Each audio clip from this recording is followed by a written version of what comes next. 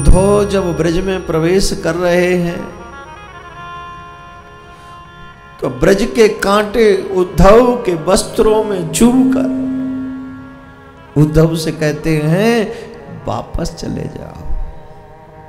जिस विचारधारा के साथ अंदर जा रहे हो ब्रज में, वो सफल होने वाली नहीं है।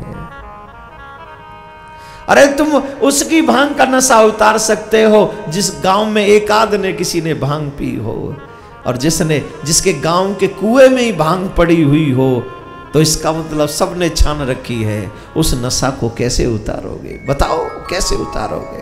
यहां तो सबने पी रखी है। कृष्ण नाम की मस्ती का नशा सबके ऊपर चढ़ा हुआ है। सब अपना सर्वस्व लुटा कर बैठे हुए हैं, सब लुटे हुए हैं। उन 9 गायों से पूछो जो दूध देती हैं, तो वो पता है क्या कहती हैं?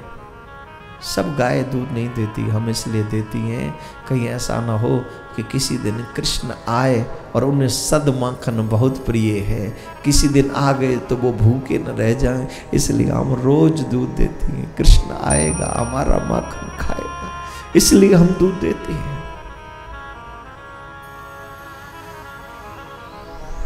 कांटे उद्धव को समझा रहे हो, आया उद्धव समझाने। कृष्ण ब्रह्म है, उसे भूल जा। मथुरा से ब्रज में प्रवेश किया, ग्वाल से पूछा नंदगांव यही है? बोले यही है। मैया यशोदा के घर जाना है, बाबा नंद के घर जाना है। कौन सा घर है, हमें घर दिखाओगे? ग्वाल कहता है नए आए लगते हो, मथुरा से आए हो जी, चलो मैं लेके चलता। और वहां जाकर एक दृश्य दिखा है बड़े गजब का। माँ यशोदा के आंगन पे कुछ बंदर मुड़ेल पे बैठे हुए हैं। ध्यान से सुनिएगा। ये जो बाउंड्री होती मुड़ेल, उस पे बंदर बैठे। मैया यशोदा भंडार घर से माखन की मटकी लाती है और आंगन में रख देती है। ये जब कृष्ण थे तो इन बानरों को कृष्ण खिलाते थे।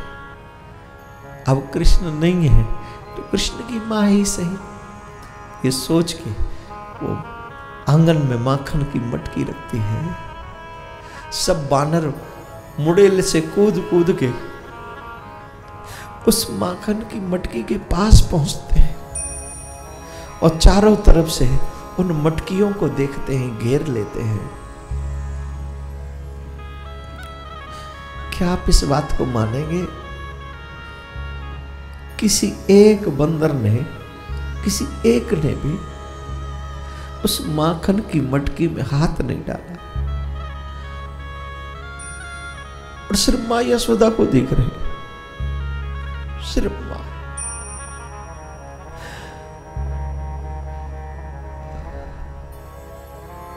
मां कह रही खा लो, तुम्हारो कृष्ण नहीं है, अगर वो हम तो तुम्हें अपने हाथ से खवाम, तो अब तुम खा लो। एक बंदर मां के पास पहुंच के मां के आंसू पहुंचता है। मां तू बहुत अच्छी,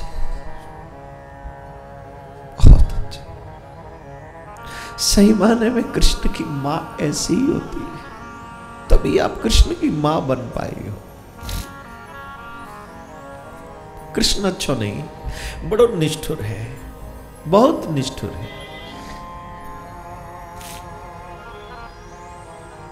मानो बानर कह रहे हो, अरे तू हमारी खातिर नहीं तो कम से कम हमारी मैया यशोदा की खातिर आ जा, इस बूढ़ी माँ की खातिर आ जा। ये बूढ़ी माँ रोती है, बिलखती है, तेरे बिन न रात में सो पाती है, न दिन में चैन इसको मिलता है, इसके लिए आ जा, सिर्फ इसके लिए। इतने में उद्धव प्रवेश करते हैं। मैया तो मथुरा से कृष्ण का संदेश लेकर कोई आया है। नंद भी, बाबा नंद आ गए, मैया यशोदा, सब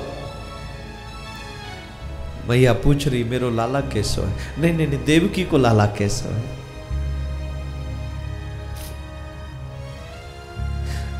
कृष्ण बलराम कैसे है?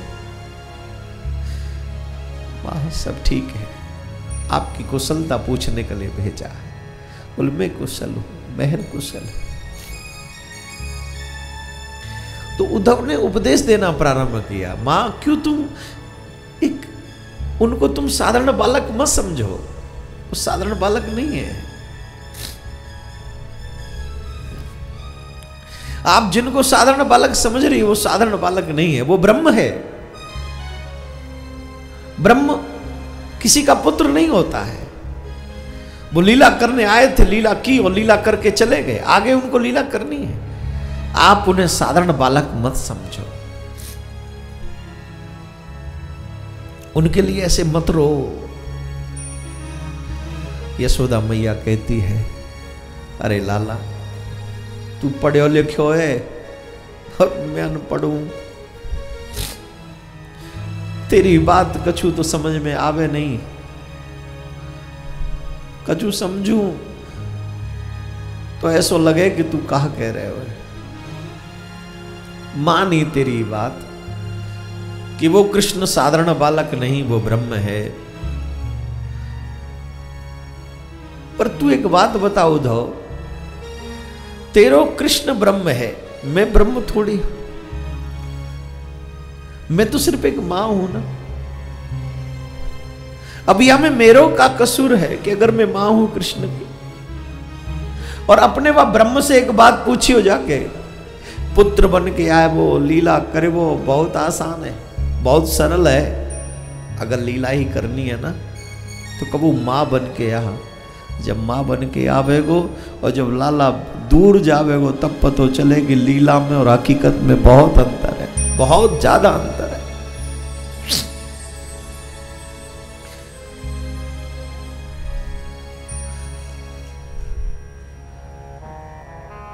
तू कह रहे हो ना मैं वाह को भूल जाऊं, मैंने बहुत कोशिश करी युवा को भूलने की। जब जब मैं वाकु भूलना चाहूं तब तब वो मेरे सामने प्रकट है जाए, और उसी समय कृष्ण प्रकट होते हैं। मैया ओ मैया, मैया ओ मैया, अपने हाथ को माखन दे दे। जब ते ब्रजते गयो हूं मैंने एक दिना पेट भर के भोजन नहीं किया, तेरे हाथ को सद माखन जब तक नहीं मिले मेरो पेट नहीं भरे, मैया मोय माखन दे दे।